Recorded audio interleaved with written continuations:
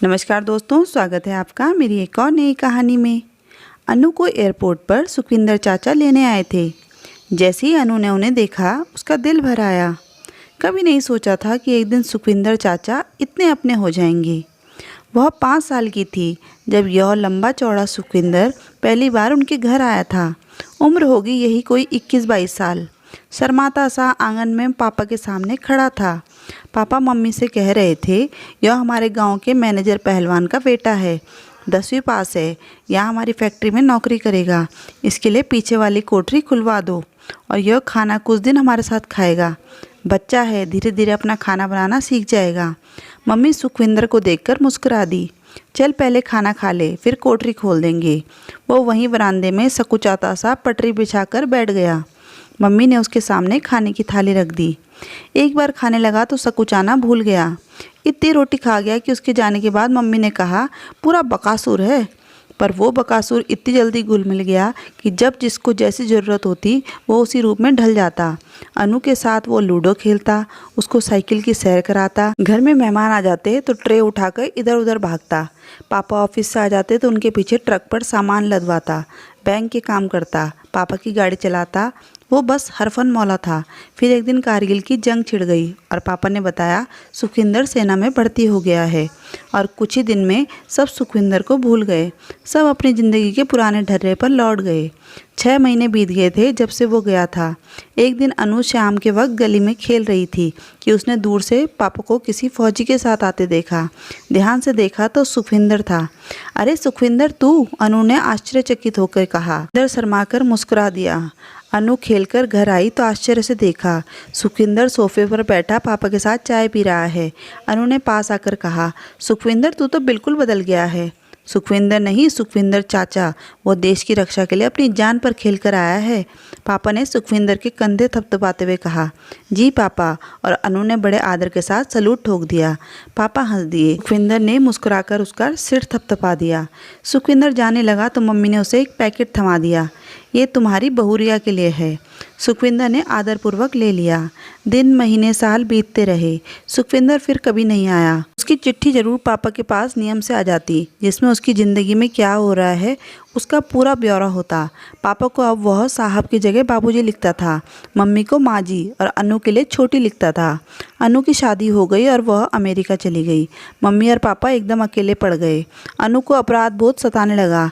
इतने में कोविड आ गया और दुनिया जहाँ थी वहाँ ठहर गई। अनु दिन रात अपने मम्मी पापा के स्वास्थ्य के लिए डरने लगी।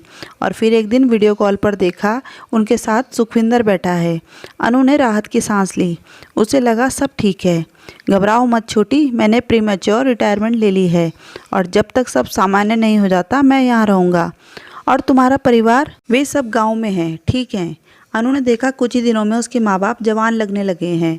उनसे जब भी बात करो उनकी हर बात में सुखविंदर का जिक्र होता। यहाँ तक कि अनु को कभी कभी थोड़ी सी जलन हो जाती। फरवरी 2021 आया और लगा विनाश का समय आ चुका। अनु को ऐसा लगता है जैसे उसका देश तड़प रहा है।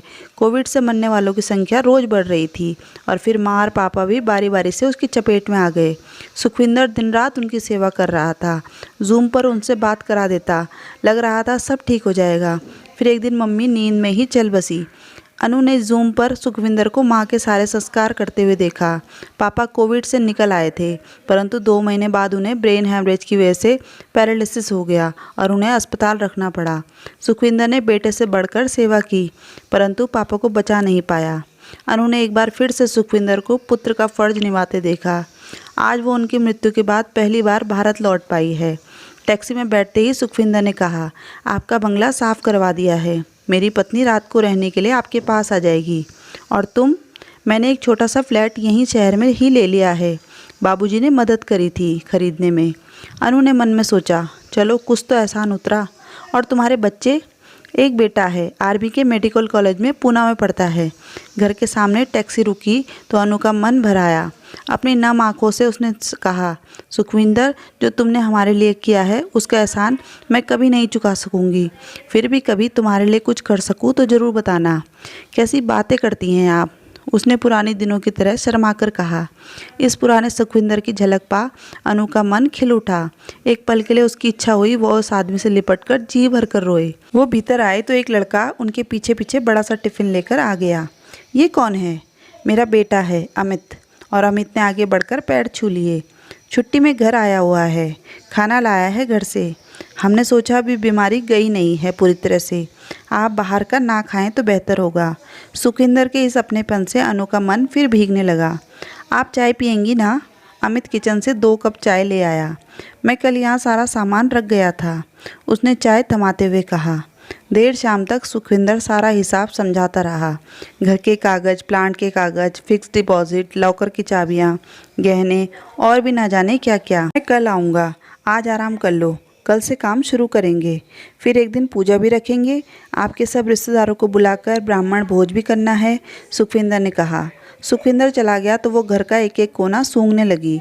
अजीब सुकून मिल रहा था उसे, सिर्फ इस घर में सांस लेने मात्र से। उसके पति समीर का अमेरिका से फ़ोन आया तो जैसे वो तंद्रा से जाग गई। हेलो, सब ठीक है ना? दूसरी तरफ से आवाज़ आई। हाँ, सब ठीक है, अनु ने अनमने भाव से कहा। सुखविंदर ने सब हिसाब दे दिया ठीक से?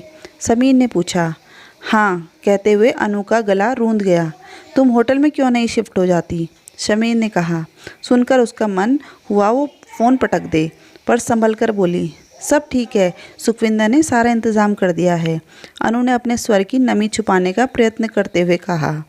उससे संभल कर रहना, वो इतनी तकलीफ़ क्यों उठा रहा है? अनु ने कोई जवाब नहीं दिया तो फिर बोला, पापा उसको कुछ देकर गए हैं क्या? अनु के लिए अब यह बर्दाश्त से बाहर हो रहा था। उसने विषय बदल दिया और किसी तरह बातचीत को समाप्त किया। रात को सुखविंदर की पत्नी अमृता आ गई। आते ही ऐसे गले लगाया जैसे जन्म से कोई आत्मीय हो। देर रात तक बकबक करती रही। फिर यह फैसला भी सुना दिया कि जब तक अनु भारत में है वो घर नहीं जाएगी, यहीं रहकर उसका ध्यान रखेगी। अमित भी तो छुट्टी पर आया है, उसका ध्यान कौन रखेगा? वो अपने पापा के साथ है, यहाँ इतने बड़े घर में आप अकेले हो। सुखविंदर दिन रात भागदौड़ करके सारे काम निपटाता रहा और हर जगह अनु के साथ जाता रहा। धूप होती तो अनु के लिए छाया की तलाश करने लगता, खड़ी होती तो कहीं से कुर्सी ढूंढ लाता। पानी की बोतल, खाने का सामान 2 ही दिन में अनु को लगने लगा जैसे कोई महारानी हो अपने पापा के कंधे पर सवार। हवन हो चुका था, सारे रिश्तेदार अपनी सहानुभूति देकर जा चुके थे, बस अब कल वापस जाना था। अनु अपने विचारों में लीन गुमसुम बैठी थी कि सुखविंदर ने कहा, ये लीजिए छोटी, यह क्या है? बेसन के लड्डू, समीर जी के लिए। माँ जी ने बताया था कि दामाद जी को बहुत पसंद है। और मेरे लिए? उसने नम आंखों से मुस्कुराकर पूछा। सुखविंदर की आंखें नम हो गई। आपके लिए तो बस हमारा आशीर्वाद है। सुनकर अनु खड़ी हो गई और उसने सुखविंदर के पैर छू लिए। अरे यह क्या कर रही हो? बेटियां पैर नहीं छूती। सुखविंदर ने उसे गले लगा लिया और अनु उस दिन अब पहली बार मम्मी पापा की याद में खुलकर रोई। टैक्सी आ गई थी। अनु ने घर की चाबी अमृता को पकड़ाते हुए कहा, चाची ये लो अपने घर की चाबियाँ, तुम हो तो मेरा मायका है। नहीं छोटी, घर इस बार नहीं तो अगली बार बिक जाएगा, बड़ी जिम्मेदारी हम नहीं ले सकते, सुखविंदर ने कहा।